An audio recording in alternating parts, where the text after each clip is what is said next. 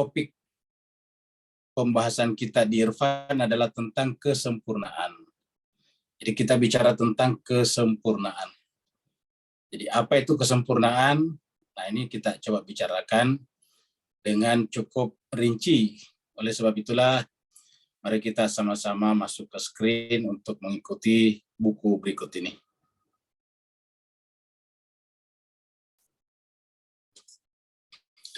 Jadi ini adalah bab 5 tentang kesempurnaan manusia. Jadi tentang kesempurnaan manusia. Jadi kita bicara kesempurnaan ini kaitannya terutama dengan kita, karena kalau Allah itu ya tidak perlu ada diskusi tentang kesempurnaannya. Semua manusia di dunia di dalam memahami Tuhan itu adalah pasti yang namanya Tuhan adalah maha sempurna. Jadi semua orang di dunia kalau memahami Tuhan, Tuhan itu adalah yang maha sempurna. Sekarang gimana sekalian, kita bicara tentang bagaimana konsep kesempurnaan manusia. Sebelumnya kita sudah bicara tentang para wali, khalifah, dan sebagainya, itu adalah manusia sempurna. Tapi bagaimana sih pembahasan kesempurnaan manusia itu? Sehingga kok bertingkat-tingkat sampai kemudian ada yang disebut dengan manusia sempurna. Ingat, manusia sempurna berarti manusia yang sempurna. Jadi harus kata sempurna dibatasi pada manusia. Jadi kalau sempurna secara mutlak kan Tuhan. Jadi sempurna dimaksud sini adalah manusia sempurna. Artinya manusia sempurna tidak bisa menjadi Tuhan. Karena kalau kita menjadikan manusia sebagai Tuhan itu akan bertentangan lagi dengan akal sehat. Kenapa? Karena namanya Tuhan itu bersifat tunggal dan absolut, tidak terbatas wilayah kekuasaannya. Sedangkan kalau manusia juga disempurnakan seperti itu dan banyak, ini menjadi tidak masuk akal karena setiap yang sempurna akan membatasi kemutlakan kekuasaannya sesamanya sempurna, dan itu adalah mustahil. Nah, sekarang kita ulangi lagi, ini bicara tentang manusia sempurna. Apa itu manusia? Apa itu kesempurnaan dalam konteks atau dalam pengertian manusia? Ini pada pekan lalu kita sudah bahas ini sebagian ya. Sedikit kalau tidak salah 1 halaman ya. Nah, sekarang kita coba ulangi lagi sedikit ini. Jadi alam materi ini dihubungkan dengan alam misal. Ya, kita sampaikan bahwa alam materi ya seperti tadi yang kita bicarakan di hikmah, batu-batu di luar kita itu namanya alam materi. Langit itu adalah alam materi. Sedangkan alam misal ini ada dalam pikiran kita yang kita sebut tadi dengan konsep zihni misalnya, itu adalah alam misal. Ya, pertama kata misal itu contoh. Kenapa? Karena dia abstraksi dari apa yang ada di alam materi. Jadi ini adalah abstraksi dari apa yang ada di alam materi. Sehingga yang ada di alam benak kita sebut dengan alam misal. Jadi misal itu kita lihat itu efek-efeknya tidak ada. Contohnya api tadi panas, ya masuk di dalam pikiran kita, panasnya tidak ikut. Kenapa? Panas itu adalah materi. Batu berat itu adalah materi. Ketika kita memahami batu, masuk di alam pikiran kita sebagai terpahami atau mafhum, maka beratnya batu tidak ikut. Cuma alam misal kita, alam pikiran kita memahami bahwa namanya batu itu kan berat. Karena sifat yang melekat pada batu yang kita pahami adalah berat. Kecuali kalau batu apung, batu yang berasal dari karang-karang di laut. Biasanya batu apung, ngapung. Jadi alam materi ini dihubungkan dengan alam misal. Ya, atau badan ini dihubungkan dengan roh. Di dalam materi dihubungkan dengan alam misal. Ingat kata misal contoh. Badan dihubungkan dengan roh. Ya, jadi alam itu satu kesatuan. Alam materi diibaratkan dengan dikaitkan dengan alam misal. Ya. Ataukah misalnya badan ya, dihubungkan dengan roh. Ya. Alam materi dihubungkan dengan alam misal, atau badan ini dihubungkan dengan roh.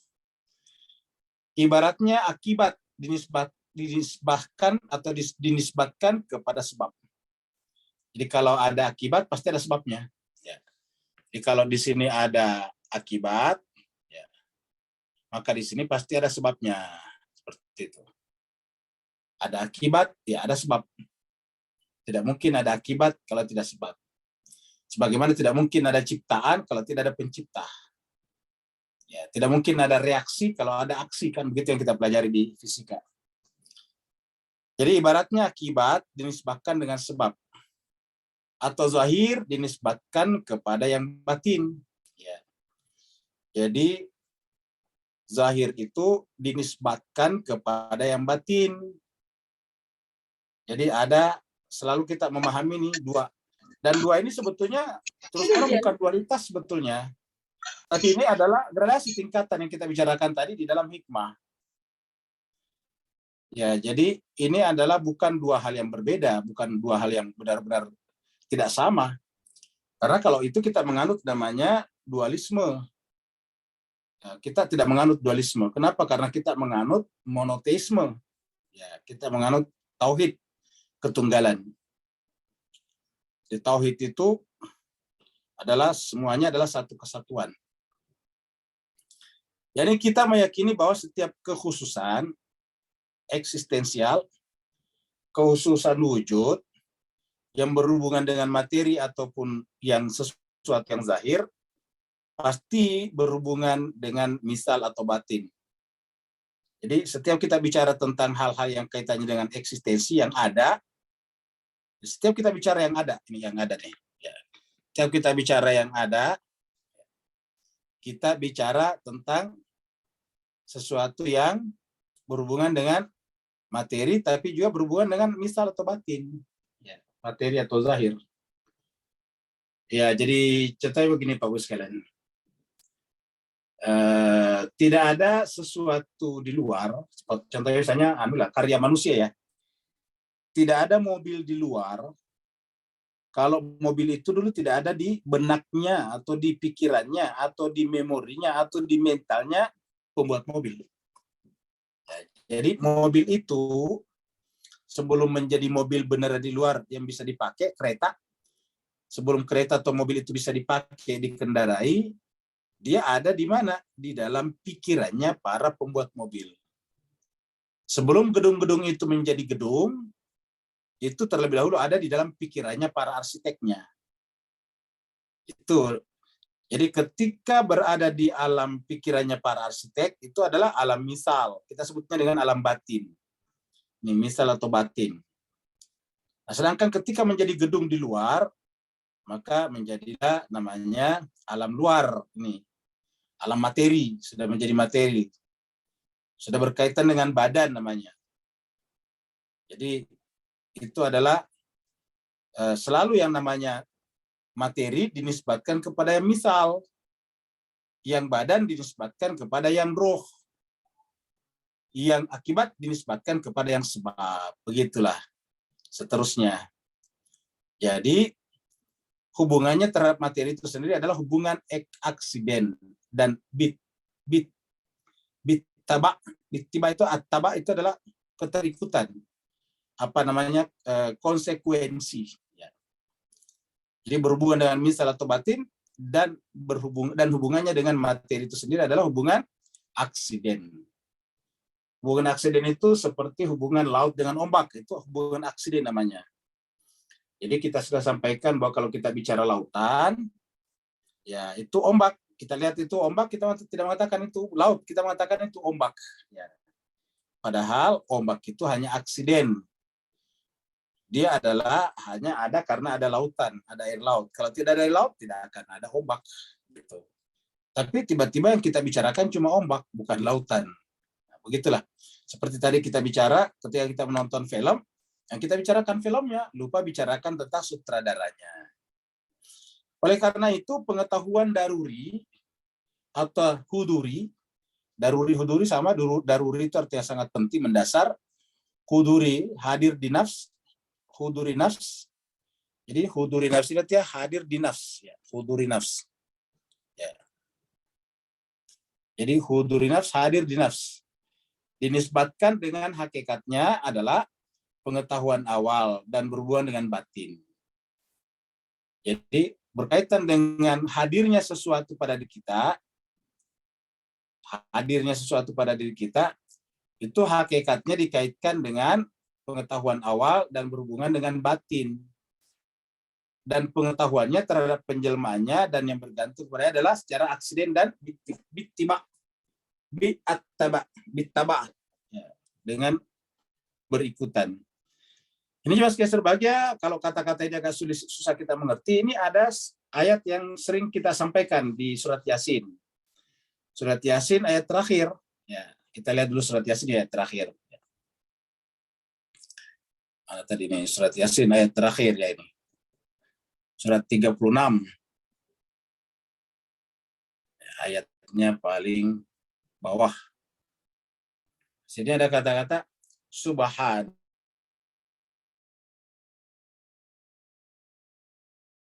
Maha suci Allah. Jadi ingat juga sekalian, setiap pada kata subhana dalam Al-Quran, itu adalah sesuatu yang boleh dikata memerlukan perenungan yang mendalam. Karena ada sesuatu yang luar biasa di sana. Contohnya misalnya Isra Miraj, subhanalladzi asra bi 'abdihi lailan. Kemudian di dalam surat Yasin juga ada subhanalladzi khalaqal azwaja kullaha mimma tubitul ard wa min anfusihim. Jadi fasubhanalladzi, maha suci Allah yang biyadihi, di tangannya lah, atau di dalam kuasanya lah. Tangannya Tuhan akan maksudnya kuasanya. Maha suci dia yang di dalam kuasanya lah, di dalam genggaman kekuasaannya lah, malakut. Jadi yang berada dalam genggaman kekuasaan itu adalah malakut. Malakutu kulli syai'. Jadi malakut segala sesuatu. Artinya segala sesuatu ini punya malakuti. Malakuti ini kita sebut tadi dengan alam mithal, alam batin, alam ruhani. Sedangkan kulli syai' ini kita sebut dengan alam benda. Jadi semua yang ada di alam benda ini, yang sifatnya zohir, yang sifatnya badani, yang sifatnya tadi khariji, itu ternyata terkait dengan alam malakut. Ya. Dan yang terkait langsung dengan Tuhan sebetulnya adalah alam malakutnya. Ini yang berada dalam genggaman Tuhan. Kenapa? Karena inilah yang ada. Kalau yang segala sesuatu yang di luar itu berubah terus-menerus. Segala sesuatu yang berubah hakikatnya tidak ada. Jadi segala sesuatu yang berubah hakikatnya tidak ada. Segala sesuatu yang ada hakikatnya tidak berubah. Ya. Jadi fasubhanalladzi biyadihi malakutu kulli syai'. Di dalam genggaman Tuhanlah malakutnya segala sesuatu. Ingat, alam malakut itu adalah non materi. Kalau yang kulli syai' ini disebut dengan mulki. Tabarakalladzi biyadihil mulk. Itu mulk, bukan malakut. Ini malakut. Malakutu kulli syai'in. Wa ilaihi turja'un. Dan kepadanya lah semuanya akan dikembalikan. Salah satu kenapa Nabi Ibrahim itu begitu arif dan bijaksana, dan kemudian didapuk dalam Al-Quran sebagai Sayyidul Anbiya'i, Sayyidul Tauhid, itu adalah karena Nabi Ibrahim itu adalah diperlihatkan kepadanya malakutu kulli syai', malakut segala sesuatu. Itu Nabi Ibrahim. Jadi malakut segala sesuatu itu adalah hakikat segala sesuatu. Jadi yang kelihatan ini bukan hakikatnya, yang hakikatnya telah dibalik semuanya itu. Malakut kulli syai'. Nah, dan kemudian wa ilaihi turja'un. Jadi kita lihat di sini ada malakut, ada sesuatu, dan semuanya berproses kembali kepada Tuhan. Ya. Jadi segala sesuatu ini hakikatnya tidak ada, yang ada itu adalah fenomena saja yang terjadi akibat perbuatan Tuhan. Ya, akibat perbuatan Tuhan. Makanya disebut dengan akibat yang harus dinisbatkan kepada sebab. Nah, ini dia. Kita kembali lagi ke sini. Jadi terdapat suatu hakikat dalam batin nafs. Ya. Jadi terdapat suatu hakikat di dalam batin, di dalam jiwa setiap individu. Nafs di sini jiwa. Ya. Setiap jiwa, nafs di sini adalah jiwa ya. Jadi di sini adalah jiwa. Ya. Jiwa. Jadi setiap terdapat suatu hakikat dalam batin nafs. Sisi nafs sendiri. Ya, di sisi nafs. Jadi di sisi jiwa sebagai jiwa itu sendiri ada yang disebut dengan hakikat. Hakikat ini lebih tinggi derajatnya, derajat keberadaannya, eksistensinya, dan lebih swabukti. Swabukti itu adalah terbukti dengan sendirinya. Lebih lebih self proven, ya, terbukti dengan sendirinya. Dari dimensi persepsi nafs terhadap dirinya sendiri. Jadi hakikat ini lebih tinggi derajatnya, derajat keberadaannya, eksistensinya, derajat wujudnya. Kan kita sampaikan dalam pembahasan hikmah, wujud bergradasi. Ya, semakin ke atas semakin terang, semakin ke bawah semakin redup. Nah, maka dikatakan malakut ini hakikatnya lebih tinggi derajat eksistensinya dan lebih swabukti dari dimensi, ya, dari yang kita pandang di luaran itu, atau dimensi persepsi nafs terhadap dirinya sendiri. Artinya bahwa cerapan alam malakut kita bahkan lebih tinggi daripada jiwa kita itu sendiri. Apa yang terdapat dalam batinnya batin? Nah, batinnya batin. Jadi apa yang terdapat di dalam batinnya batin lebih tinggi intensitasnya. Ingat, karena kita bicara tentang terang ini, ya, gradasi. Jadi ini berbicara tentang gradasi. Ya. Berbicara tentang gradasi. Ya. Jadi apa yang terdapat dalam batinnya batin kan berarti lebih tinggi. Kalau bergradasi kan berarti semakin mendekati pusat kan semakin batin. Jadi ada batinnya batin, kan begitu. Misalnya kita punya zahir, ada batin. Ada lagi batinnya batin, sebagaimana zahir kita punya batin. Batin punya batin lagi, begitu. Dan semakin dalam itu tingkatan batin, semakin tinggi tingkat intensitas terang atau wujudnya. Karena semakin mendekati yang maha sempurna. Ya. Lebih terang dan lebih swabukti, ya, dibandingkan dengan yang zahir. Swabukti itu terbukti dengan sendirinya. Contohnya Bapak Ibu sekalian, masalah rasa lapar itu kan batin sebetulnya. Saya tidak bukan di luaran. Kita yang merasakan, langsung dirasakan oleh jiwa kita, batin kita. Kalau kita lapar. Kalau misalnya saya tanya, mana si A? Si A berdiri. Nah itu kan, si A membuktikan bahwa dirinya lah yang dipanggil. Ya. Si A, dia langsung katakan saya, si A. Ya, kenapa kira-kira? Karena swabukti pada dirinya bahwa dia adalah si A. Terbukti dengan sendirinya pada dirinya bahwa dia adalah si A. Ya. Tidak ragu bahwa dirinya adalah si A. Kalau dipanggil, mana si B? Si B berdiri. Kenapa? Tidak ragu pada dirinya bahwa dia adalah si B. Ya. Nah, jadi artinya semakin batin, semakin terang. Contohnya misalnya, kalau kaitannya dengan orang lain, itu yang di sana berdiri di pojok, apa si X atau si A kah? Nah, kita bisa kan ragu. Kenapa? Karena dia di luar. Tapi terhadap diri kita, bahwa saya adalah P, itu tidak pernah ragu. Bahwa saya adalah Rusli Malik, itu tidak pernah ragu. Ya. Itu sebuah bukti. Tanpa kita tanya orang mana buktinya kalau saya Rusli Malik. Nah, kan begitu. Coba buktikan. Ya. Jadi artinya kita sendiri menjadi sebuah bukti atas diri kita sendiri. Jadi lebih sebuah bukti dibanding dengan zahirnya. Setiap batin dihubungkan pada batin yang lebih batin darinya. Coba. Jadi setiap batin dihubungkan dengan batin yang lebih batin darinya.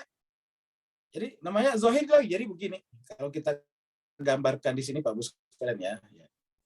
Nah, ini tadi ada gambar, mana kita gambar lagi di sini nih ya. Kita gambar bertingkat-tingkat lagi di sini ya. Ini di dalam ada dalam lagi ada sama gitu. Ya. Luarnya sini ada. Ya. Luarnya sini ada lagi. Ya. Luarnya sini ada lagi. Selalu kita menggambar begini Pak Ustaz, karena kita bicara tentang gradasi, tingkatan-tingkatan. Ya, anggaplah begitu. Nah, yang paling puncak itu kan di dalam sini, kita anggap ini yang paling di dalam ini. Ini disebut dengan rahasianya segala rahasia. Ya. Nah, kalau kita anggap ini di luar ini, kalau kita anggap di luar ini sebagai batin, ini kan batin, katakanlah apa ya, maaf, zahir, maka ini kan batinnya.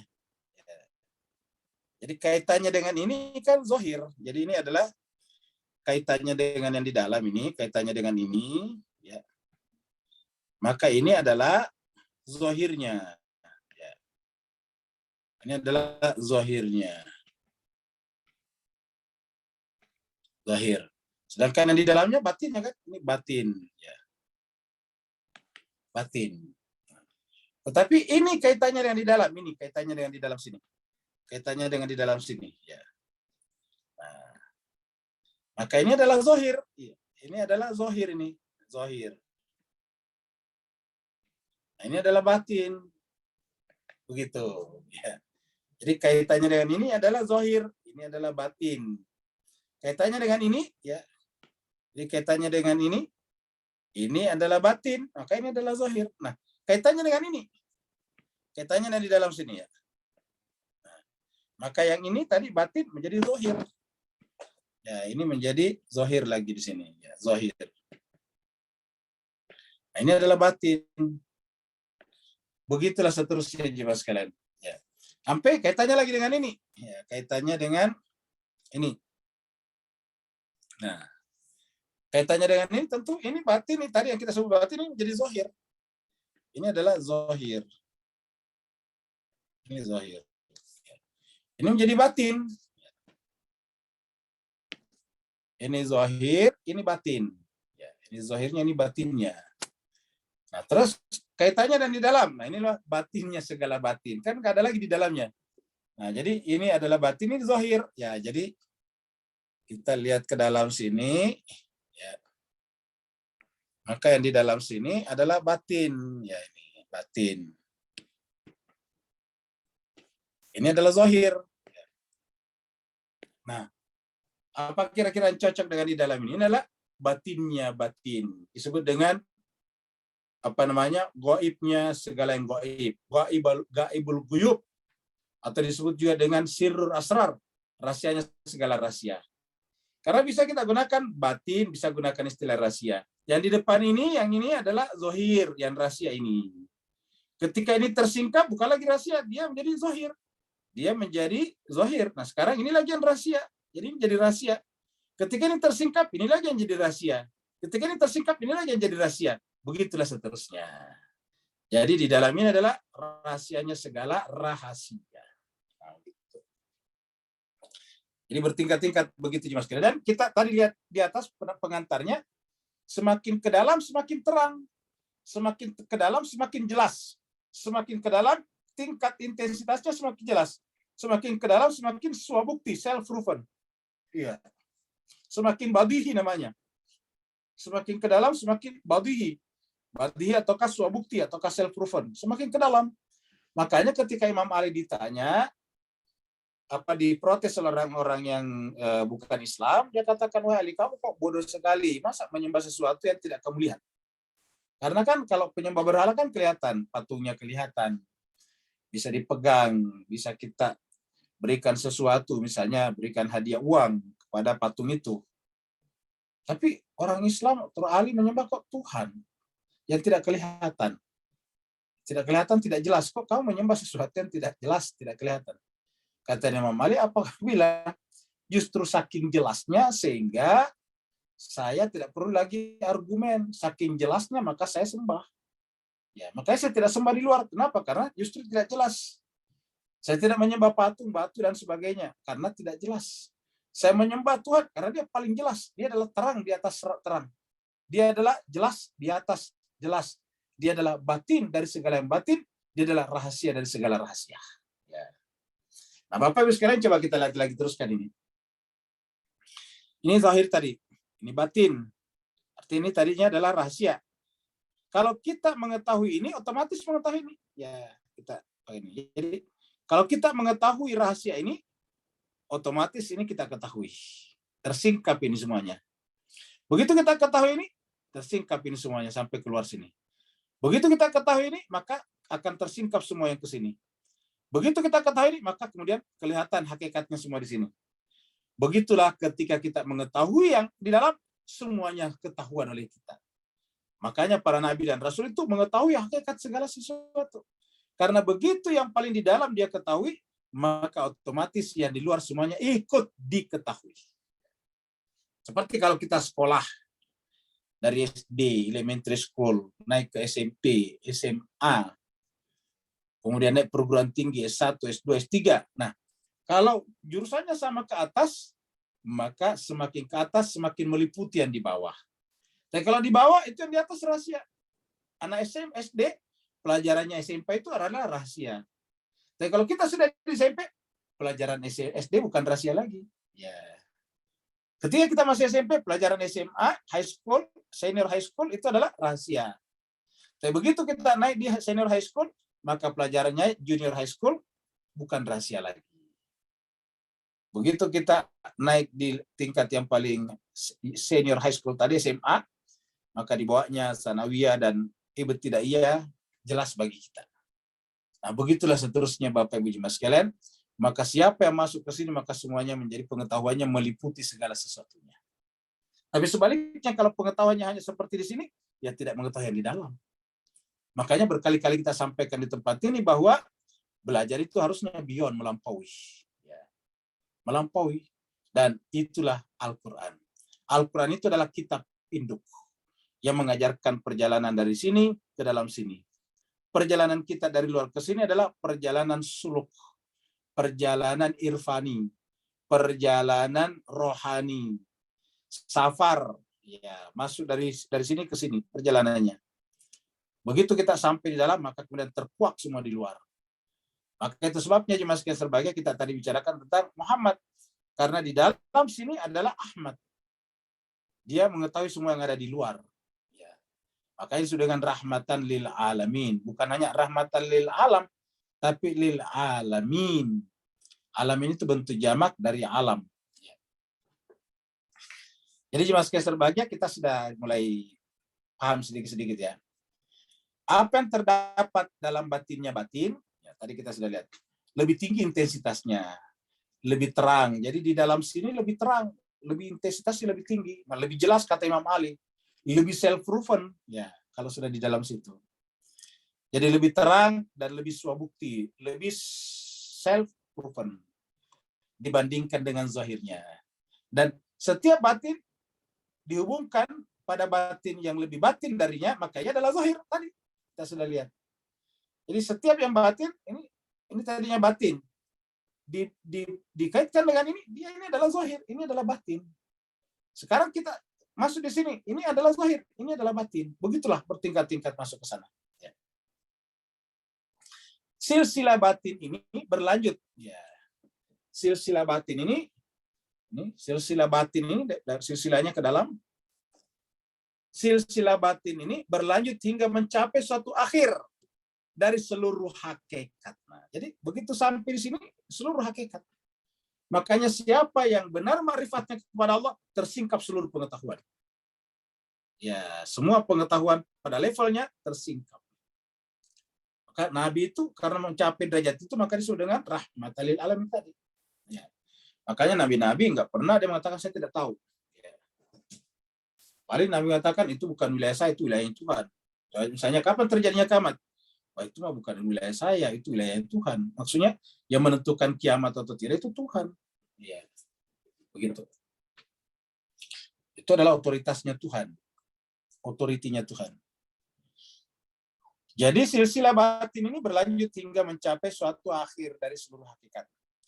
Hakikat akhir ini dibanding seluruh hakikat lainnya adalah lebih terang, lebih dikenal sebelumnya, dan paling badihi. Badihi tadi self-proven. Lebih badihi dari badihiyat. Maksudnya lebih badihi daripada badihi-badihi yang lain. Makanya Tuhan itu adalah paling badihi, ya, paling self-proven. Kenapa? Dia paling di dalam, paling batinnya segala batin. Ghaibul ghuyub, sirrur asrar, apalagi namanya. Ya. Batinnya segala batin. Ya. Selanjutnya, eksistensi ditinjau dari aspek ini ia adalah murni dan sejati. Jadi eksistensi wujud ditinjau dari aspek ini tadi adalah dia adalah murni. Karena kan dia tidak boleh bercampur, tidak boleh tersusun itu eksistensi. Kan berarti paling murni. Tidak boleh murakab tadi pembahasan kita. Jadi namanya wujud tidak boleh murakab, tidak boleh tersusun. Ya.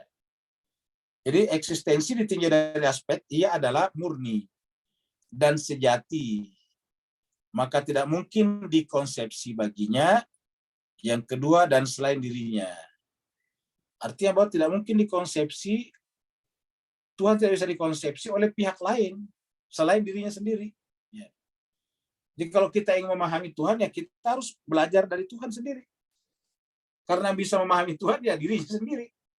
Kenapa? Kan tadi dia adalah rahasia segala rahasia. Dia adalah batinnya segala yang batin. Dia adalah gaibnya segala yang gaib. Nah, karena dia adalah rahasia yang segala rahasia, nah dan kita lihat jemaah sekalian berbahagia, kan perjalanan kita sampai di sini tidak mungkin sampai kepada zatnya Tuhan. Zatnya Tuhan tidak boleh bercampur. Ya, maka oleh sebab itulah yang tahu itu adalah dirinya saja. Seperti dalam kata ini. Ya. Tidak ada yang mengetahui selain dirinya. Dan tidak ada pengetahuan selain darinya juga. Jadi itulah sebabnya pentingnya kita belajar Al-Quran. Ya. Jadi inilah pentingnya kita belajar Al-Quran. Karena Al-Quran itu, ya, yang terakhir saya. Jadi pentingnya belajar Al-Quran. Ya. Pentingnya belajar Al-Quran. Kenapa? Karena Al-Quran ini adalah caranya Tuhan memperkenalkan dirinya kepada kita. Ya, kalau ingin mengenal Tuhan, ya melalui Al-Quran. Dan disinilah sebetulnya unsur daruri, pentingnya, urgensi, fundamentalnya perannya para nabi dan orang-orang suci. Karena mereka lah yang paling paham Al-Quran. Karena mereka adalah pasangan sempurna daripada Al-Quran. Ya. Kenapa? Karena kita ini orang awam, membaca Al-Quran kan membaca teks. Membaca teks itu kan berarti harus ada persepsi di sana. Ya. Oleh sebab itulah kita bisa salah. Tetapi kalau pasangan Al-Quran sendiri yang mengungkapkan Al-Quran, kan sama dengan Al-Quran mengungkapkan dirinya sendiri. Ya. Jadi eksistensi ditinjau dari aspeknya dalam murni dan sejati, maka tidak mungkin dikonsepsi. Ya, tidak mungkin dikonsepsi oleh siapapun selain daripada dirinya sendiri. Dan tidak satu pun penghalang. Penghalang itu kayak tembok, gording, tirai.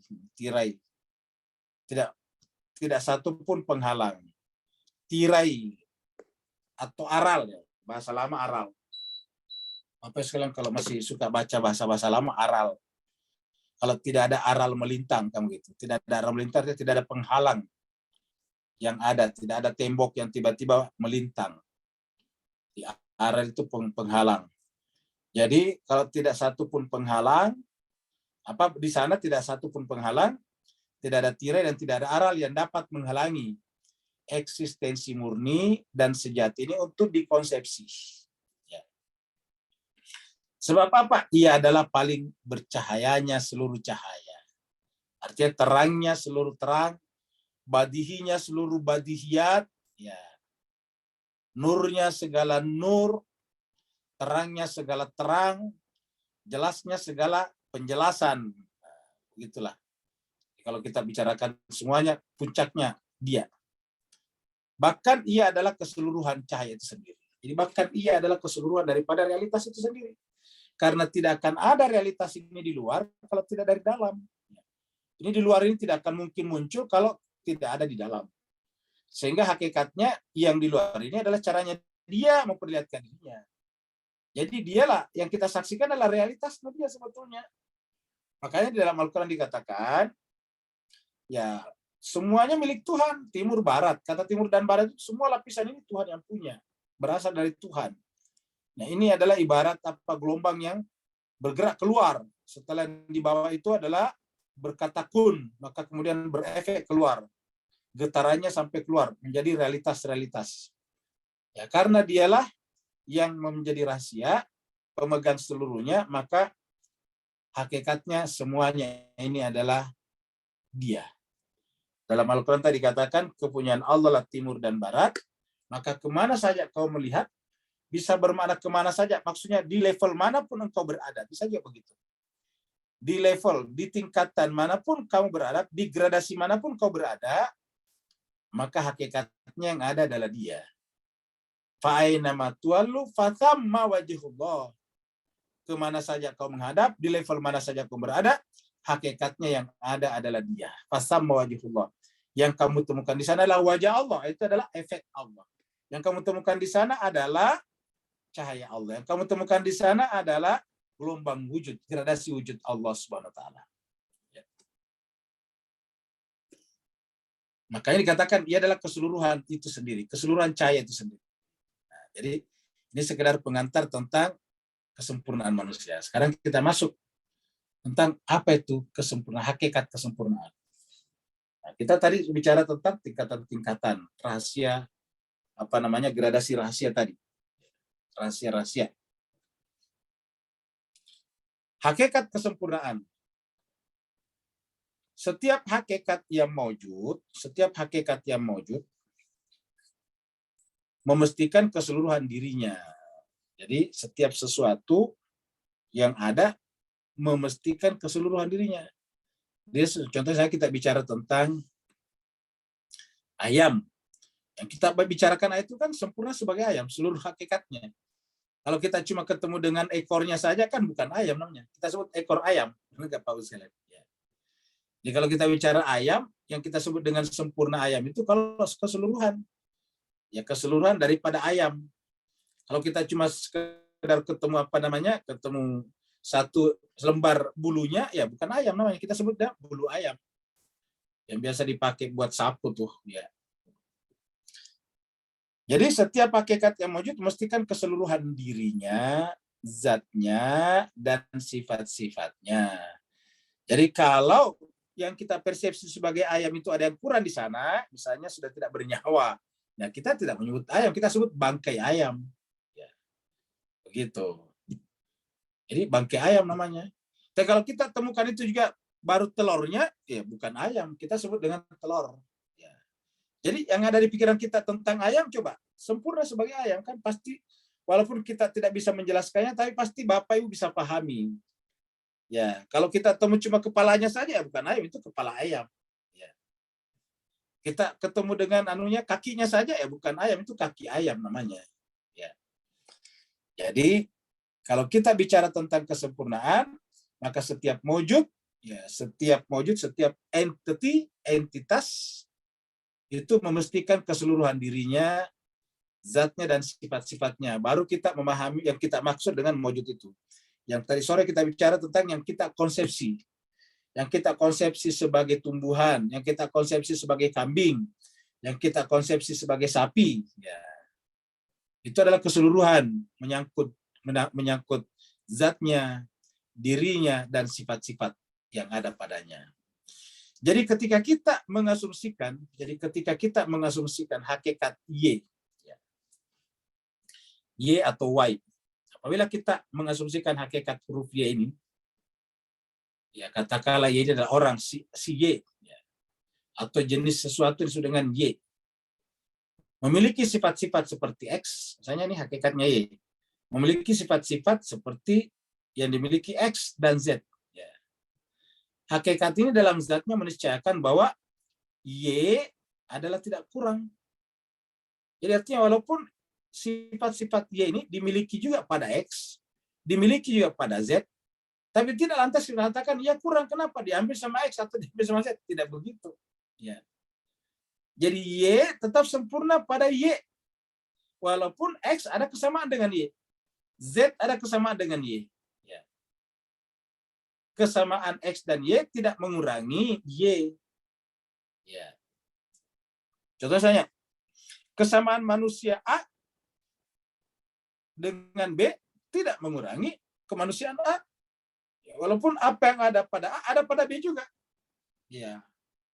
Jadi adanya ciri-ciri A pada B atau sifat-sifat A pada B tidak lantas mengatakan sifatnya A berkurang. Kenapa diambil sama B? Enggak. Kenapa yang kita bicarakan adalah sesuatu itu, hakikat sesuatu itu. Dan jadi kita katakan di dalam zatnya meniscayakan bahwa Y adalah tidak kurang. Atau kita mengatakan kurang dari Y itu sendiri. Jadi kita katakan bahwa kurang dari Y itu sendiri tidak lain adalah bukan Y. Ya. Jadi kalau kurang dari Y, tidak sempurna Y-nya, ya bukan Y itu sendiri. Seperti tadi, kalau ayam itu sudah kehilangan nyawanya, kurang, ya berarti bukan kita ayam bicarakan, tetapi kita bicara bangkai ayam.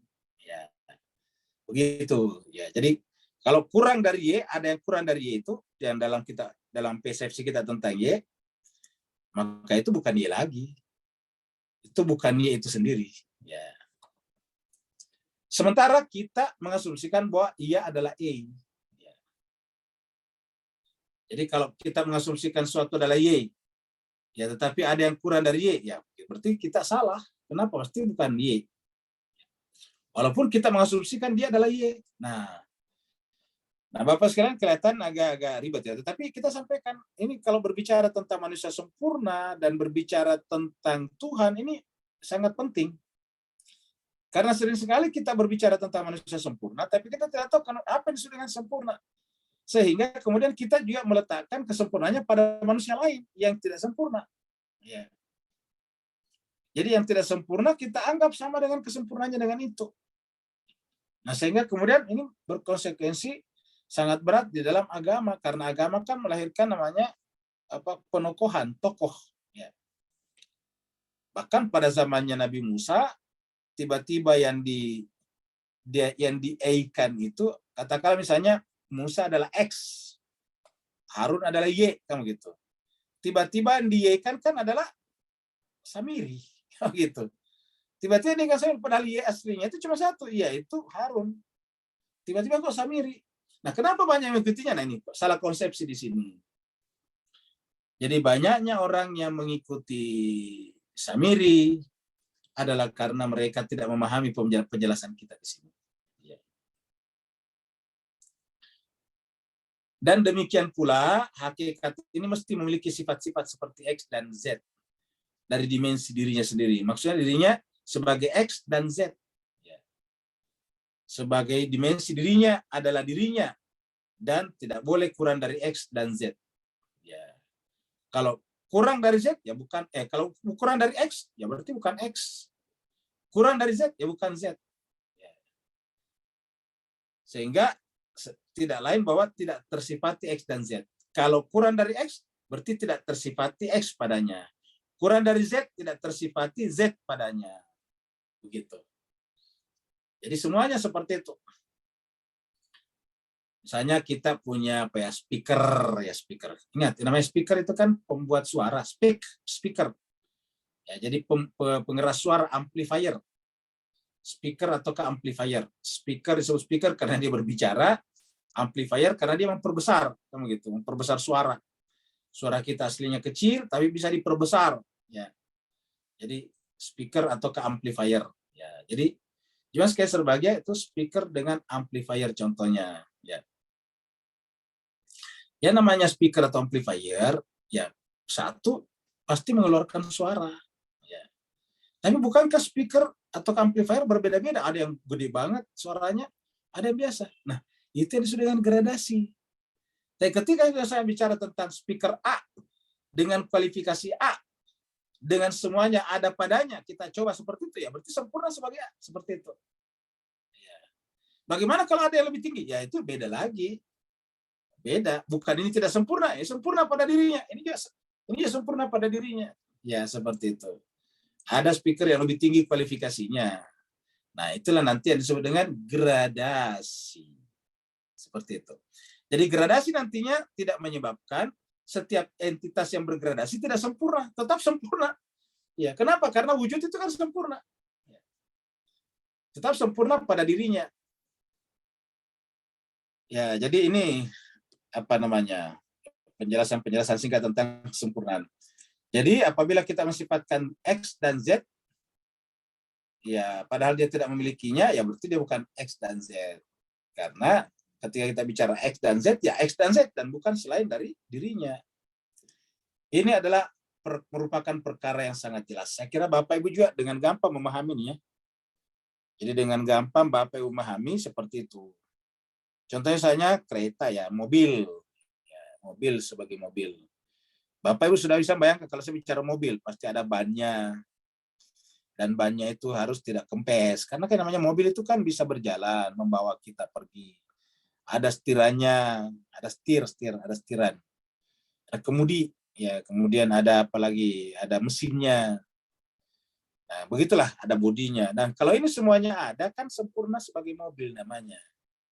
Tapi ini kan kurang besar, lebih besar truk, ya, itu gradasi namanya.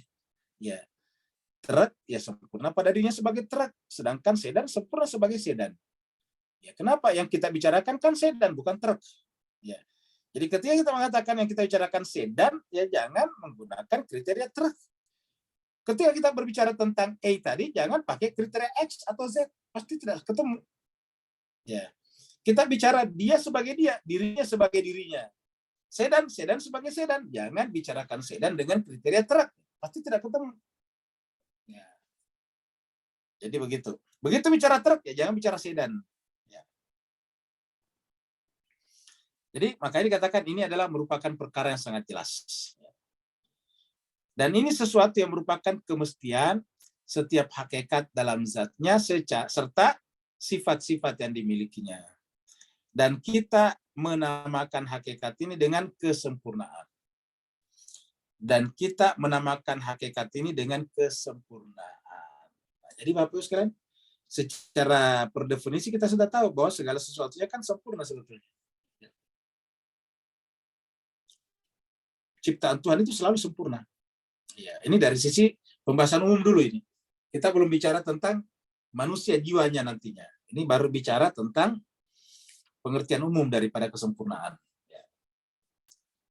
Selanjutnya, hakikat setiap kesempurnaan. Jadi selanjutnya, hakikat setiap kesempurnaan tidak lain adalah sesuatu yang dalam zatnya terkait dengan kait ketiadaan. Jadi selanjutnya, hakikat setiap kesempurnaan tidak lain adalah sesuatu yang dalam zatnya terkait dengan kait ketiadaan. Jadi artinya bahwa tidak ada lagi yang kita bicarakan, tidak ada. Seperti tadi ayam, ya. Ayam itu ada nyawanya. Kalau tidak ada nyawanya bukan ayam, namanya bangkai namanya. Ya. Jadi terkait dengan kait ketiadaan. Kait itu cantolan, apa namanya itu kait. Ya. Jadi setiap kesempurnaan dalam zatnya, jadi ingat, setiap kesempurnaan dalam zatnya memiliki hakikat dirinya. Dan tidak ada sesuatu pun yang tak termiliki zatnya, kecuali dari sisi kait ketiadaan yang secara niscaya menyertainya. Loh, apa namanya ketiadaan? Contohnya gini, ayam tadi sempurna. Ya. Kalau kita bicara dengan yang ketiadaan pada diri, contohnya ban, tidak ada bannya. Kan memang bukan mobil, bukan kereta. Ya. Jadi tidak bisa kita kaitkan dengan ketiadaan pada dirinya. Ya, karena namanya ayam kan tidak pakai ban. Ya namanya ayam kan tidak pakai apa namanya baling-baling, tidak pakai baling-baling yang berputar-putar kayak helikopter. Ayam adanya sayap, bukan baling-baling. Ya. Nah, jadi seperti itu. Ya. Nah, jadi kita tidak kaitkan dengan yang tidak ada, yang tidak terkait dengan eksistensinya, wujudnya, zatnya tadi. Ya. Contohnya manusia. Ya, manusia bicarakan. Ya. Pasti tidak ada anunya, tidak ada insannya manusia. Kenapa? Karena yang kita bicarakan manusia bukan ikan, tapi kalau mau ikan ada insannya. Ya. Karena ikan bernafas dengan insan. Jadi hakikat X misalnya memiliki sesuatu yang telah diasumsikan baginya. Jadi hakikat X, jadi hakikat si X, ya. Biasa kalau di televisi Mr. X, ya, hakikat Mr. X. Misalnya memiliki sesuatu yang telah diasumsikan baginya. Artinya bahwa kalau kita bicara tentang Mr. X, semua asumsi kita tentang X ada di kepala kita. Kalau tidak ada berarti kita tidak mengenal X. Ya, kita tidak mengenal. Percuma kita bicara X dulu karena kita belum mengenalnya. Maksudnya siapa saja mengenal Mr. X ataukah hakikat X, maka dia pasti akan memiliki sesuatu yang kita asumsikan bagi dirinya.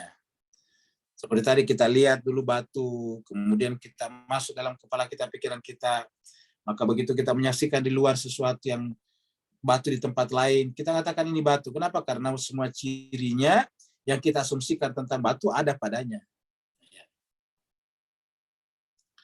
Dan batas pemisah keberadaan sesuatu ini dari X dengan sesuatu lainnya dari X hanyalah dikarenakan kait ketiadaan. Ya, ketiadaan. Contohnya tadi, tadi ayam.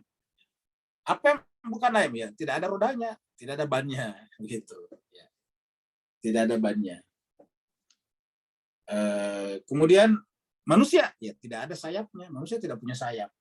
Ya, beda dengan burung. Ya, jadi manusia tidak punya sayap. Jadi kalau kita mengatakan, oh manusia tidak sempurna, kenapa? Tidak punya sayap. Berarti salah kita mengkonsepsinya. Selama yang kita bicarakan manusia memang tidak punya sayap. Karena konsepsi kita tentang manusia itu tidak punya sayap. Yang punya sayap itu adalah burung yang terbang di angkasa. Itu punya sayap. Ya. Nah jadi begitulah. Jadi ada kait ketiadaan namanya. Dan dikarenakan kait ini maka masing-masing dari keduanya ini tidak memiliki kekhususan sesuatu yang lainnya. Kenapa? Karena apa yang kita katakan X dan A, ya pasti ada yang tidak ada pada X, ada pada A. Kita gampangkan di sini nih ya. Nih, kita tuliskan di sini. Ini X, ya. Ini A.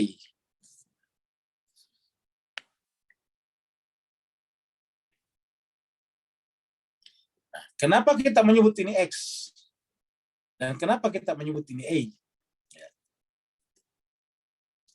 Pasti ada yang tidak ada pada X dan ada pada A. Kenapa ini kita sebut A?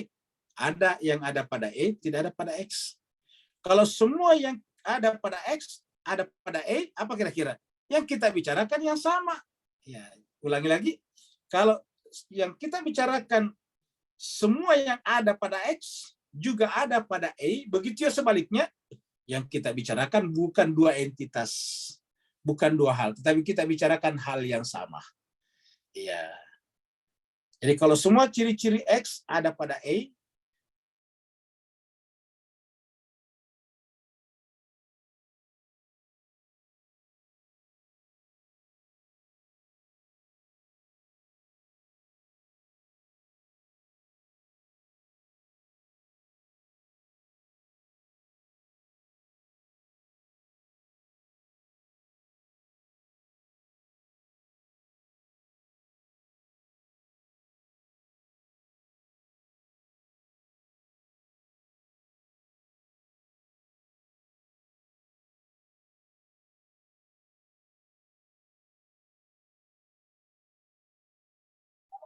suaranya nggak ada ya?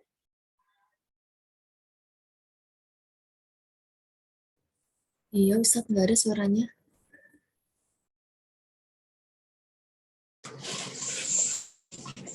Ada gangguan sinyal nih, Ustadz.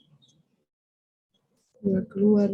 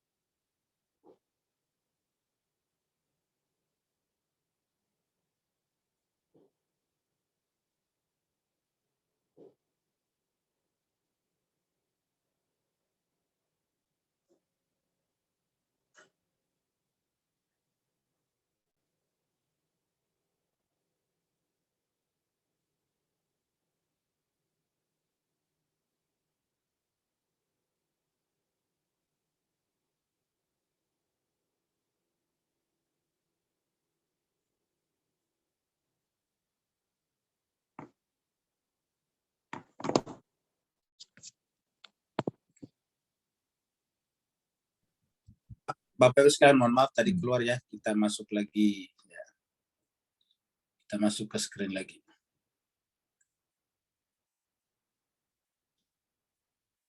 Nah, jadi kita sudah teruskan tadi di sini. Jadi saya ulangi lagi, kenapa ini kita sebut X dan ini kenapa kita sebut A? Karena ada kait ketiadaan, yaitu bahwa kait ini adalah relasi ketiadaan. Ada yang ada di Y, tidak ada di X. Ada yang ada di X, tidak ada di Y. Ketiadaan namanya. Ya. Karena tidak ada yang ada di Y, tidak ada di X, ada di X, tidak ada di Y, maka ada dua entitas. Ada dua hal, ada dua item yang kita bicarakan. Coba kalau semua yang ada di X, itu juga yang ada di A. Berarti yang kita bicarakan apa? Yang kita bicarakan adalah satu. Iya. Kita bicarakan satu. Berarti X sama dengan A. Persis sama. Karena semua yang ada di X ada di A. Yang kita bicarakan sama. Ya, kita cuma menggunakan dua merek X dan A. Tapi yang kita bicarakan sama. Ya, dan sebetulnya kacau penggunaan X dan A. Harusnya semuanya dikasih nama X saja kah atau A saja kah. Begitu. Nah, jadi inilah. Jadi kesempurnaan pada dirinya X, jangan kita tanyakan ketiadaan pada dari Y, karena memang bukan itu. Jadi tidak bisa kita mengukur kesempurnaan X dengan melihat ketiadaan unsur A pada dirinya. Tidak bisa kita mengukur kesempurnaan A dengan melihat ketiadaan unsur X pada dirinya. Ya, kita teruskan lagi. Jadi ini tadi sampai di sini ya. Hakikat X misalnya memiliki sesuatu yang telah diasumsikan baginya, dan batas pemisah keberadaan sesuatu ini dari X dengan sesuatu hal lainnya dari X hanyalah dikarenakan ada kait ketiadaan tadi. Ya. Jadi selain daripada X itu dan selain X adalah karena ada ketiadaan. Jadi bukan hanya X dan A, X dan selain X. Y, A dan selain A. Itu adalah karena ada ketiadaan. Dan dikarenakan kait ini, maka masing-masing dari keduanya ini tidak memiliki kekhususan sesuatu yang lainnya. Karena itu bagi hakikat X terdapat dua tingkatan. Jadi hakikat X terdapat dua tingkatan. Ya. Yang pertama, ya. Jadi hakikat X ini terdapat dua tingkatan. Tingkatan zatnya, di mana tidak ada sesuatu pun yang hilang dan kurang dari zatnya. Ya, kalau kita bicara X ya, karena begitu kurang ya bukan X yang kita bicarakan. Jadi hakikat X disebut X apabila memiliki dua tingkatan. Pertama, berkaitan dengan zatnya atau tingkatan zatnya, di mana tidak ada sesuatu pun yang hilang dan kurang dari zatnya. Tidak ada sesuatu pun yang hilang dan kurang dari zatnya. Ya. Kedua, karena kalau kurang berarti bukan X lagi yang kita bicarakan. Kedua, tingkatan individuasinya, individunya, ya mufradnya, tingkatan infirodinya, ya, tingkatan individuasinya. Dalam bentuk ini sesuatu, ya, jadi tingkatan sesuatu selain hakikat zatnya akan di luar dari kesempurnaannya. Jadi tidak bicara tentang kesempurnaan. Nah, misalnya sama-sama manusia, kan namanya manusia kan bisa kita bayangkan si A manusia, si B manusia. Ya, kemudian kan A dan B berbeda, dua individu yang berbeda kan. Nah, maka dari sisi kita bicara tubuh ini ya, kita belum bicara tentang jiwa. Ya, kita bicaranya menyampaikan 2A, ini kita bicara manusia. Manusia. Ingat yang namanya manusia ada konsep, ada mafhum di pikiran kita. Ada mafhum di pikiran kita. Dan kemudian kita menyebut A yang tadi disebut dengan misdak. Ini ada A di sini. Ya. Kemudian ada B di sini. Ya. Ini kita sebut dengan A, ini adalah B. Ya. Ini A, ini adalah B. Ya. Karena ini bicara manusia, berarti semua yang kita bicarakan di sini pasti sama dengan yang di sini. Tetapi ada perbedaannya. Karena kalau persis sama, kita bicarakan A, ingat. Ada perbedaannya. Zatnya sama, tetapi ada perbedaan bagian luarnya. Itu misalnya apa? Warna kulitnya, kan gitu. Ingat sebelumnya ada 3 macam perbedaan, Pak Bu sekalian. Ada 4 macam perbedaan. Perbedaan pertama adalah semua zatnya berbeda. Yang kedua adalah zatnya sebagian sama. Yang ketiga semua zatnya sama, tetapi berbeda pada tingkat permukaan. Nah, seperti inilah. Manusia ada, manusia zatnya sama. Semua yang kita bayangkan tentang manusia ada di sini dan ada di sini. Iya. Lalu kenapa berbeda? Nah, ini permukaannya, misalnya warnanya ini hijau warnanya ini merah. Kan begitu. Warnanya menjawabkan perbedaan. Sehingga kita sebut yang hijau A, yang merah B. Ya. Jadi itu adalah perbedaan di luaran seperti itu. Dan itu adalah bersifat individuasi namanya. Artinya individu si A disebut dengan si A karena dia manusia tetapi warnanya hijau. Ini manusia tetapi warnanya merah. Ada lagi posturnya, ada lagi misalnya bahasanya, banyak lah. Ya, itu semuanya di luar. Jadi ingat perbedaan zat sebagian, perbedaan zat secara keseluruhan, perbedaan zat sebagian, tidak ada perbedaan zat, tetapi bagian permukaannya berbeda. Tambahkan mulasada yang ketiga adalah gradasi. Jadi kita ulangi terus-menerus itu ya. Jadi perbedaan itu ada 3 macam. Sebelum mulasada tambahkan ya. Perbedaan ini 3 macam. Pertama adalah ini ya. A, B. Ini berbeda. Ini zatnya beda. 2 A, B. Ini sama nih, zatnya sama di sini. 3 A dan B sama di sini. Ya. Jadi ini sama di sini. A sama dengan B. Yang berbeda apa bagian luarnya? Nah, mulasada tambahkan yang keempat yaitu gradasi. Ya, itu perbedaan juga. Nah, kita kembali lagi ke sini. Ya. Jadi ini yang kedua, ini tadi pertama. Sekarang ini adalah yang kedua. Tingkatan individuasinya ya dalam bentuk ini sesuatu selain hakikat zatnya. Kenapa? Kan zatnya sama. Akan di luar dari kesempurnaannya. Karena disebut kesempurnaan adalah zatnya. Jadi artinya begini. Kalau ada 2 orang, satu berkulit coklat, satu berkulit kuning, ya. Orang-orang dari Asia Timur kan biasanya berkulit kuning. Dari Asia Tenggara berkulit coklat. Nah, dua-duanya posturnya sama. Posturnya sama. Hidungnya juga sama. Nah, pokoknya berbeda dari warnanya saja. Kan itu artinya bahwa hakikat zatnya sebagai manusia sama. Dan itu tidak berkaitan dengan kesempurnaannya. Artinya, tidak bisa kita katakan bahwa yang berwarna merah lebih sempurna daripada yang berwarna coklat. Itu tidak seperti itu. Ya, kenapa? Karena itu bukan berkaitan dengan kesempurnaannya. Yang tadi warna kuning sempurna juga, yang warna coklat sempurna juga. Kenapa? Dua-duanya manusia yang kita anggap sempurna sebagai manusia. Ya. Manusia, kita ingat belum bicara tentang jiwa, ini baru bicara tentang manusia sebagai manusia. Jadi hakikat zatnya akan di luar dari kesempurnaannya. Jadi kalau kita ada yang coklat, ada yang kuning, ada yang putih, ada yang hitam, itu tidak ada kaitannya dengan kesempurnaan. Ya semuanya sempurna. Orang berwarna hitam kulitnya, berwarna putih, berwarna merah, berwarna coklat, berwarna kuning, semuanya sempurna sebagai manusia. Ya.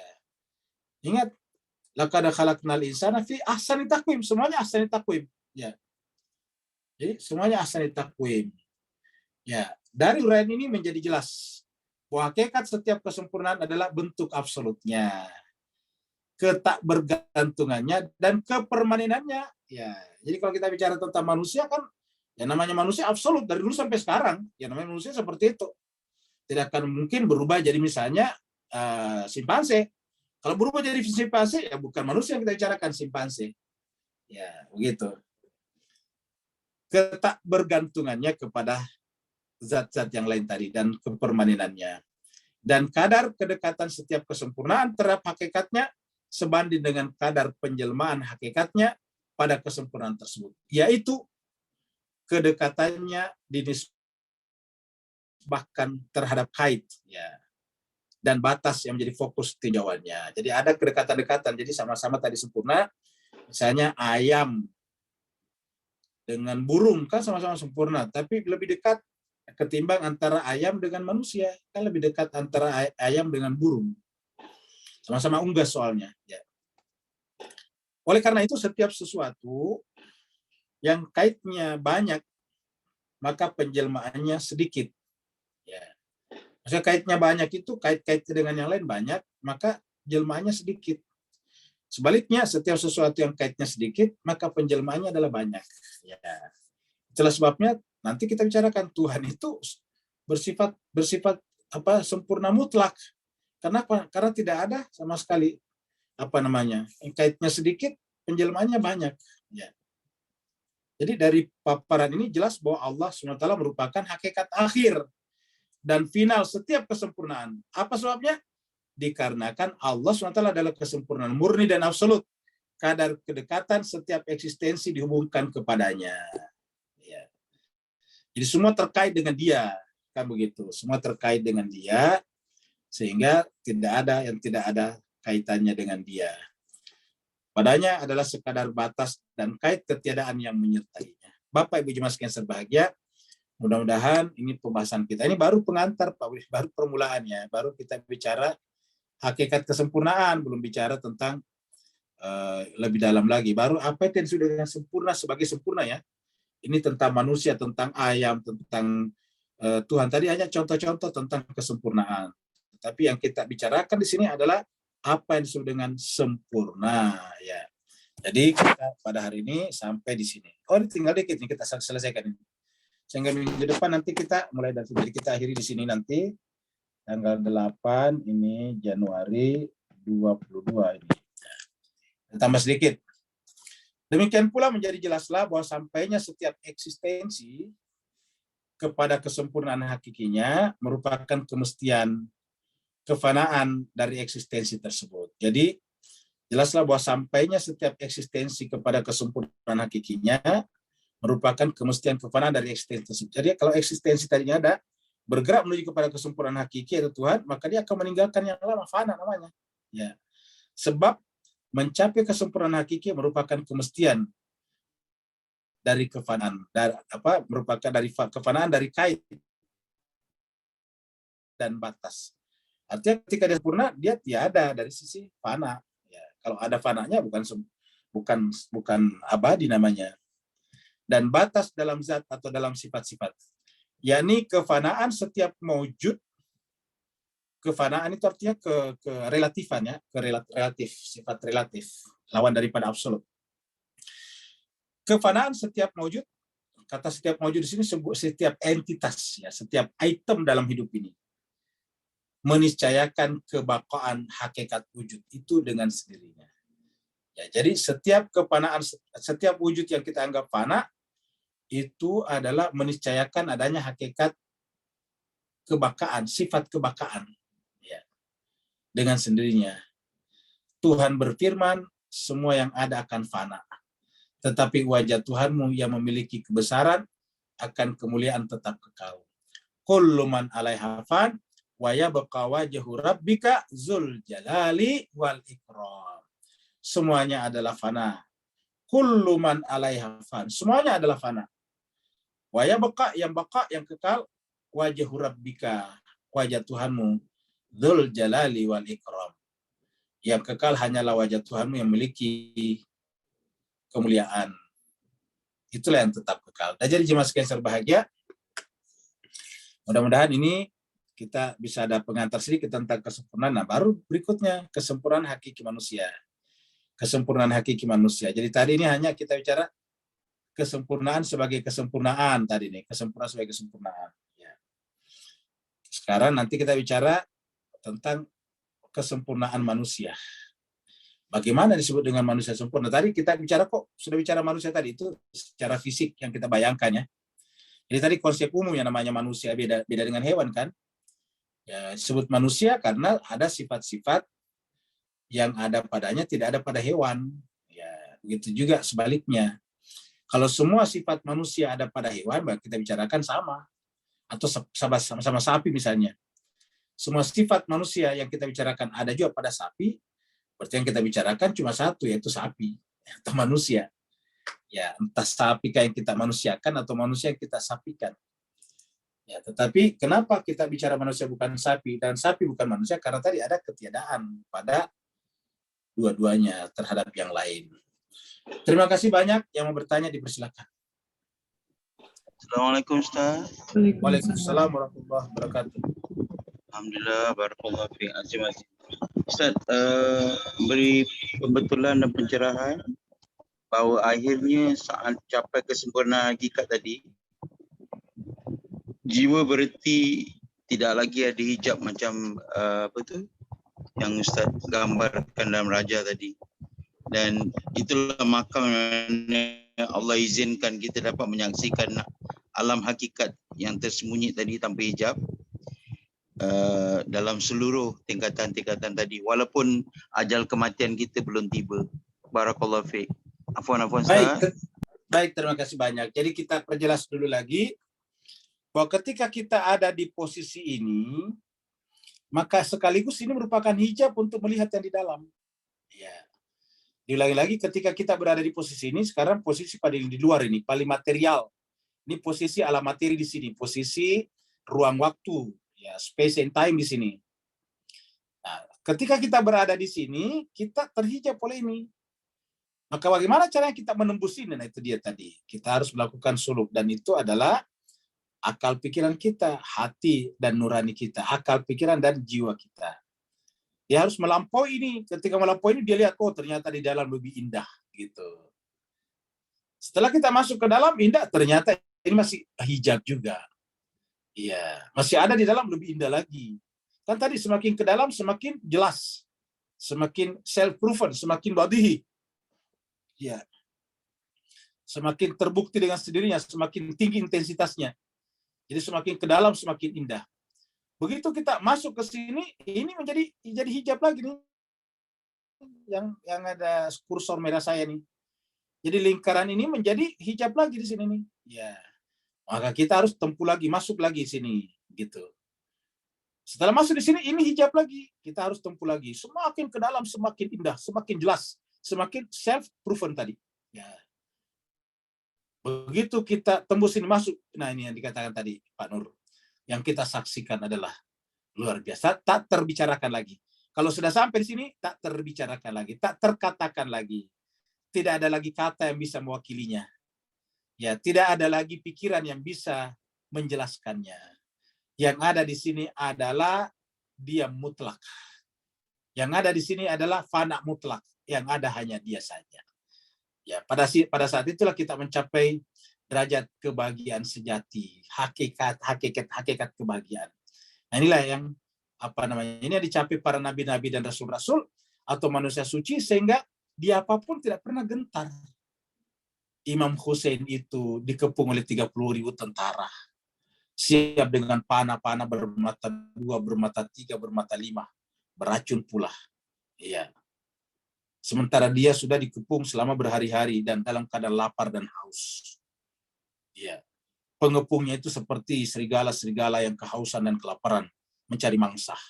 Tapi tidak pernah satupun Imam Hussein dan orang-orang bersamanya menunjukkan rasa gentar. Beribah, minta dikasihani, tidak ada. Ya. Apa sebabnya? Karena secara zahir Imam Hussein berhadapan dengan 30.000 tentara itu, tapi batinnya Imam Hussein yang disaksikan adalah Allah. Ini yang disaksikan oleh Bunda Zainab, sehingga mengatakan mara'aitu illa jamila, ini hakikat jamilah di sini. Semua di luar ini hanya bayangan-bayangannya saja. Jadi ketika Bunda Zainab mengatakan mara'aitu illa jamila, maksudnya tidak ada yang kusaksikan kecuali dia. Iya.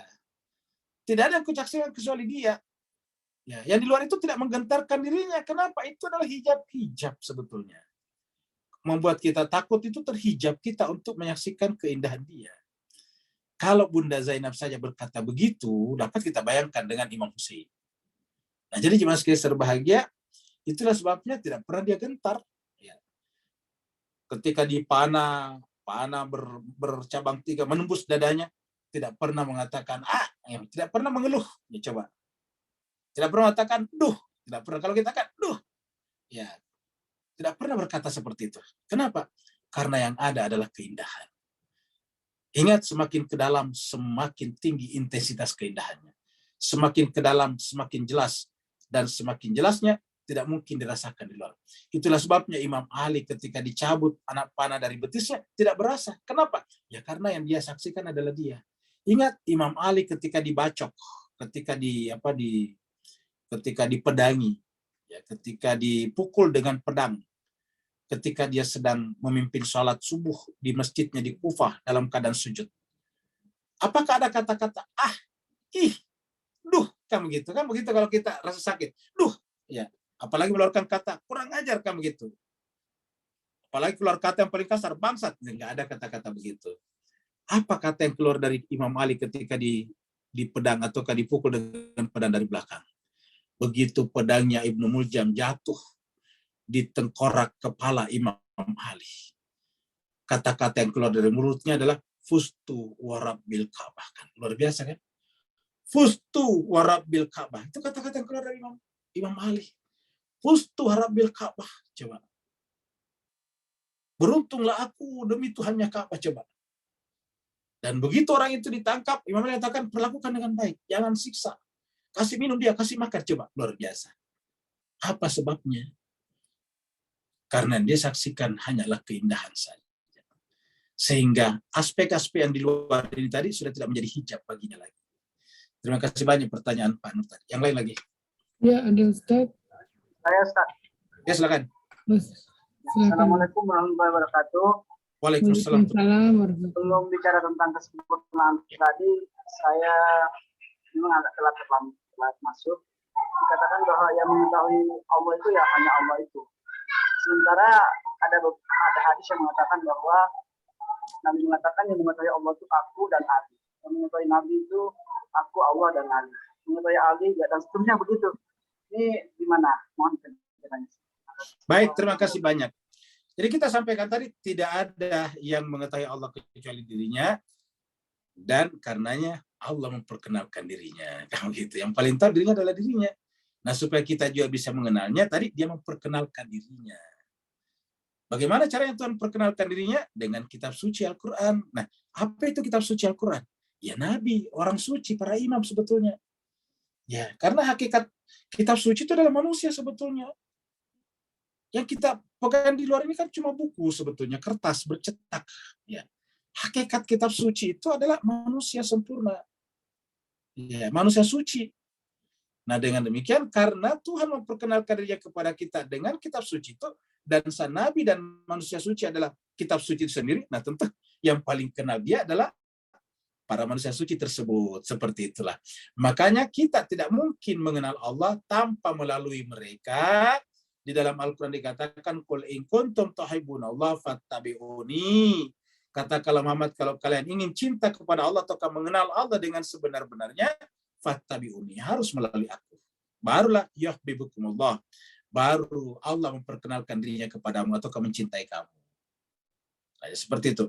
Atau di tempat lain dikatakan, ya ayyuhalladzina amanu taqullah, wahai orang-orang beriman bertakwalah kepada Allah, wa batagu ilaihil wasilah. Carilah untuk sampai kepadanya wasilah. Nah, itu dia. Kenapa? Karena kita tidak bisa memahami dia dengan sempurna tanpa wasilah. Apa wasilahnya tadi? Kitab suci Al-Quran. Siapa kitab suci? Ya, manusia sempurna tadi. Ya, makanya para nabi, para manusia sempurna adalah syarik Al-Quran.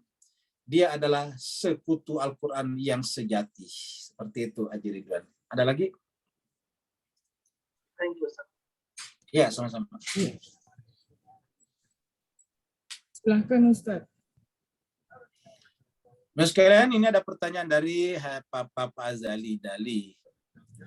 Kalau diikuti sejarah dari Al-Quran, kita ini tentu saja sesudah zaman Nabi Nuh alaihissalam datang dengan bahtera yang zahir, yaitu bahtera Nuh alaihissalam.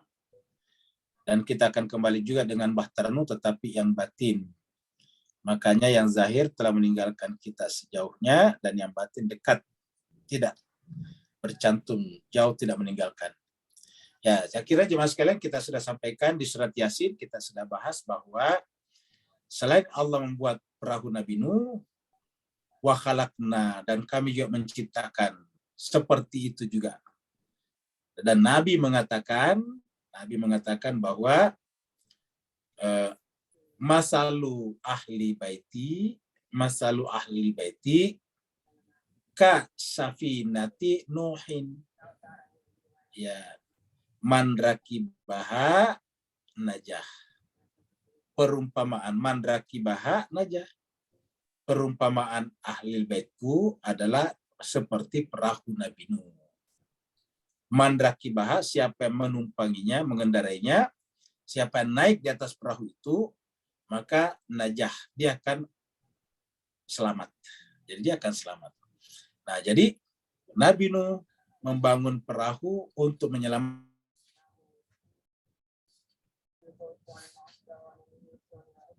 ya kepadanya. Maka makna perahu Nabi Nuh pada zamannya Nabi Nuh mempunyai dua makna. Makna zahir adalah perahu beneran, makna zahirnya adalah benar-benar ada bahtera, tetapi makna batinnya adalah wilayah. Ya. Makanya yang terdorong hatinya untuk naik ke atas perahu itu hanya yang berwilayah kepada Nabi Nuh. Anaknya Nabi Nuh sendiri, anaknya Nabi Nuh, karena dia tidak berwilayah kepada ayahnya, ya tidak terdorong hatinya untuk naik kepadanya. Jadi wilayah perahu zahir tadi hanya merupakan penampakan daripada perahu batin. Ya, dengan demikian tidak bisa kita naik di atas perahu zahir kalau kita tidak naik di atas perahu batin. Nah, minta supaya masuk dan naik di atas perahu batin inilah yang kita selalu minta dengan kata-kata ihdina siratal mustaqim.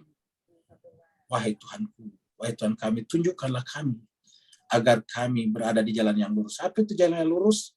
Yaitu siratal ladzina an'amta alaihim. Jalan yang ditempuh oleh orang-orang kau beri nikmat kepada mereka pada zamannya Nabi Nuh, pada zaman kita adalah Nabi Muhammad dan ahli baitnya. Karena itu bukan Nabi yang mengatakan begitu, bukan juga orang Syiah atau orang Ahmadiyah mengatakan begitu, atau orang siapapun yang mengatakan itu adalah Al-Quran. Al-Quran lah yang mengatakan innama yuridullah liyudhiba ankum rijsa ahlal bait wa yutahhirakum tatahira. Dan Allah mengatakan kalau ingin selamat maka bernaunglah di bawah syajaratun thayyibah, pohon yang suci, jangan sampai bernaung di bawah syajaratun mal'unah, pohon yang terlaknat, ataukah syajaratun khabithah. Nah, seperti itu. Terima kasih banyak Pak Azali atas pertanyaannya. Yang lain lagi Pak Abu sekalian. Silahkan Bapak Ibu bagi yang mau bertanya langsung. Assalamualaikum Ustaz. Waalaikumsalam warahmatullahi wabarakatuh. Secara irfan teori, kesempurnaan manusia itu dapat dicapai jika alam ruh, alam batin, atau alam malakut, atau alam non materi bertransformasi ke alam jasad, alam zahir. Itu yang pertama Ustaz ya. Yang kedua, nah untuk mentransformasikan ke alam jasad atau zahir, apakah melalui tangga-tangga, melalui tahapan seperti Irfan yang lalu Ustaz? Misalnya memahami hakikat yang, hakikat wilayah, hakikat imamah, hakikat khalifah. Mohon koreksi pencerahannya Ustaz. Baik, terima kasih banyak. Jadi jemaah sekalian berbahagia, perbuatan atau tindakan atau amalan yang hakiki adalah yang merupakan jelmaan daripada hakikat batin. Itulah sebabnya di dalam Al-Quran selalu kata amal di nomor 2-kan. Selalu yang di nomor 1 kan apa? Iman. Ya. Tidak pernah kita membaca dalam Al-Quran amilus salihat baru amal, enggak ada. Selalu amanu baru amilus salihat. Ya. Selalu imannya duluan. Innalladzina amanu wa amilus salihati. Illalladzina amanu wa amilus salihat. Itu begitu. Jadi selalu dalam Al-Quran iman dulu, baru amal soleh. Iman itu adalah batin, wilayahnya batin. Sedangkan amal soleh adalah wilayahnya zahir. Ya. Jadi yang disebut dengan amal soleh itu adalah yang merupakan jelmaan dari batin yang benar. Nah, apabila ada perbuatan-perbuatan yang salah, yang durhaka dan sebagainya, yang kasar, tidak akhlakul karimah, maka walaupun yang bersangkutan mengklaim dirinya sebagai guru agama atau apalah namanya, tetap tidak bisa disebut sebagai refleksi daripada jiwanya. Seperti itu. Karena apa? Karena kalau jiwanya iman, tidak mungkin perbuatannya adalah merusak, durhaka, dan sebagainya. Karena apa? Karena kalau dia iman, harus refleksi keluar adalah amal soleh. Jadi itu gampang sekali melihatnya. Lihat saja perbuatannya. Jadi kalau perbuatannya meresahkan masyarakat, menciptakan kekacauan, membuat kebencian satu kelompok dengan kelompok lain, menciptakan permusuhan, maka itu pasti bukan jelmaan dari batin yang hakiki. Ya. Nah, sekarang bagaimana mencapai batin yang hakiki? Nah, sebetulnya secara awal ini kita semuanya berangkat dari batin yang hakiki, sebetulnya yang suci, namanya fitrah. Dalam perjalanan kita, mulai daripada anak-anak, bergaul dengan orang di sekitar kita mendengarlah kata-kata kasar. Kita mendengarlah kata-kata yang tidak pantas. Itu kan sebetulnya kata-kata yang kasar, kata-kata yang tidak pantas, yang biasa kita atau orang lain ucapkan, itu kan sebetulnya kita jaring, kita jalah, ya kita kumpulkan dari masyarakat sekitar kita melalui panca indera kita. Coba bayangkanlah kata-kata buruk misalnya, menyebut orang hewan misalnya. Itu pasti karena kita mengambil dan mendengar dari orang sekitar kita. Nah, begitu.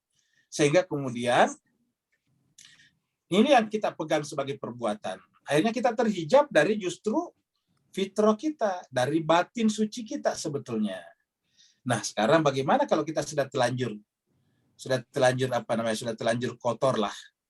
Nah, ini tadi siang di pengajian Tasik kita sudah terangkan bahwa untuk kembali ke asal itu harus menerima dulu fatalaqa Adam Rabbi kalimatin. Jadi tidak harus menemukan orang suci dulu. Selain tertera dalam beberapa ayat seperti fatalaqa Adam Rabbi kalimatin, baru fataba alaihi. Nah, setelah Adam menerima kalimat-kalimat itu, barulah taubatnya diterima. Jadi fatalaqa Adam Rabbi kalimatin, baru fataba alaihi, baru innallahu wat-tawwabur rahim. Nah, apalagi yang paling nyata? Yaitu Al-Fatihah. Lagi-lagi Al-Fatihah. Ya, makanya kita selalu sholat baca Al-Fatihah. Setiap kita sholat minimal 2 rakaat pertama wajib baca Fatihah. Ya. Bahkan di mazhab lain misalnya ataukah di pendapat ulama lain mengatakan bahwa bahkan itu Fatihah wajib dibaca setiap rakaat. Ya. Ada yang berpendapat begitu. Nah, apa isinya Fatihah? Itu tadi. Kita ingin kembali berpegang kepada manusia suci tadi. Siratal ladzina an'amta alaihim tadi. Kenapa? Karena kita sudah telanjur keluar. Kita diajak oleh lingkungan kita. Bahkan orang tua kita juga. Karena orang tua kita kan juga tidak sempurna. Orang tua kita juga mengajarkan kata-kata yang kasar, kata-kata yang tidak pantas. Belum lagi dengan tetangga kita, lingkungan pergaulan kita, teman-teman di sekolah kita, teman-teman di pergaulan masyarakat kita. Pokoknya itu semuanya masuk dan terjaring oleh pikiran kita.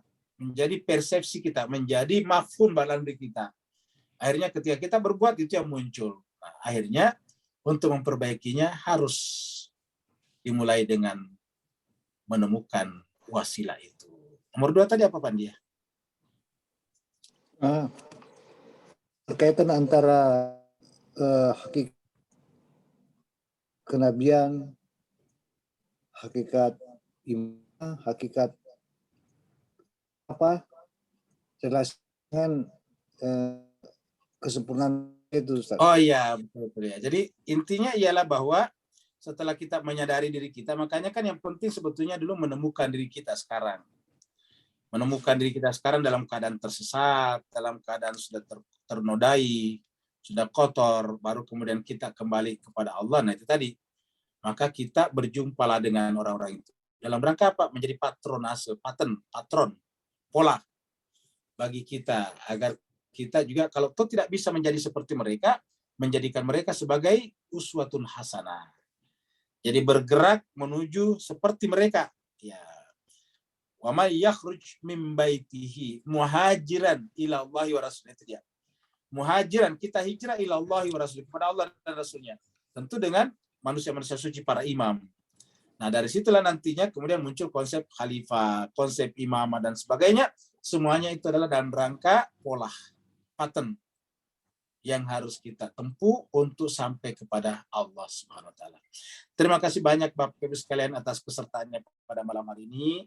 Semoga Bapak Ibu semuanya dilapangkan hidupnya, dimuliakan dunia dan akhirat, dan selalu diberikan kesehatan yang prima. Walafu minkum. Assalamualaikum warahmatullahi taala wabarakatuh.